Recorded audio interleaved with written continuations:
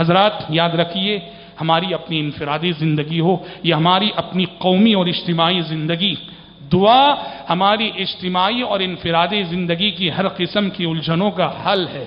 دشمن کی تدبیروں کو ناکام بنانے کا سب سے مؤثر ذریعہ دعا ہے۔ دشمن کی سازشوں کو ناکام کرنے کا سب سے مؤثر ہتھیار دعا ہے۔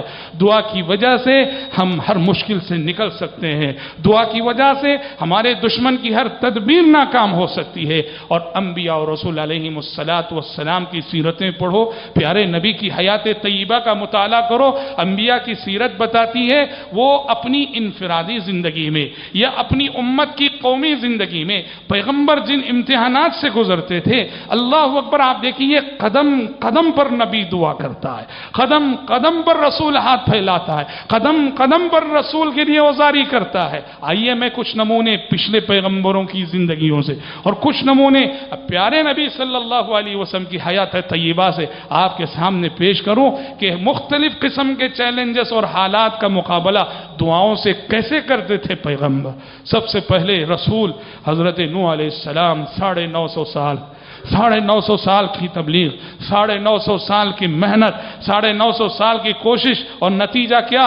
83 افراد سے کچھ زیادہ لوگ بس ایمان لائے، پوری کوشش کر چکے، مایوس ہو گئے، نامراد ہو گئے۔ اب لگا کہ یہ جو موجود ہے نسل، اس میں کوئی ایمان لانے والا نہیں۔ رب العالمین سے دعا کرتے ہیں، اور یاد رکھو دعائیں گنٹھوں کی نہیں، دل سے ہو، خلوص کے ساتھ ہو، اخلاص کے ساتھ ہو، تڑپ کے ساتھ ہو، ادب کے ساتھ ہو، سلیقے کے ساتھ ہو، قرینے کے ساتھ ہو۔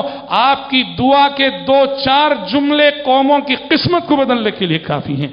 ایک طوفان آیا، کیسا طوفان؟ انسانی تاریخ کا سب سے عظیم طوفان، اور قرآن مجید کے الفاظ میں اس طوفان کی ایک موج بھی ایک پہاڑ کے برابر ہوتی تھی۔ وَنَادَى نُوحٌ ابْنَهُ، اللہ تعالیٰ نے سورہ ہود میں فرمایا فی موج کالجبال وہی تجری بہم فی موج کالجبال، کشتی حضرت نوح علیہ السلام کو لیے ہوئے، اہل ایمان کو لیے ہوئے ایسی موجوں کا مقابلہ کرتی ہوئی چل رہی تھی، ایک ایک موج بھی پہاڑ کی مانند۔ اور آپ جانتے ہیں یہ طوفان حضرت نوح علیہ السلام کی ایک دعا کے بعد آیا، جس دعا کو اللہ نے سورہ قمر میں نقل کیا۔ پیغمبر مایوس ہو چکا، پیغمبر پوری کوشش کر چکے، پیغمبر پوری طرح سے تھک چکے، پیغمبر کو اب قوم سے کوئی امید نہ رہی، پیغمبر کی زبان سے دعا نکلی، اور کوئی لمبی چوڑی دعا نہیں، گن لو صرف 3 الفاظ ہیں، 3 لفظ ہیں، 3 ورڈ ہیں بس اس دعا کے اندر۔ فدعا ربہ انی مغلوب فانتصر، فدعا ربہ، نوح علیہ السلام نے بے بس ہو کے رب کو پکارا، کہا انی مغلوب فانتصر، اے اللہ میں بے بس ہو چکا ہوں، اب تو ہی نمٹ لے، اب تو ہی بدلا لے۔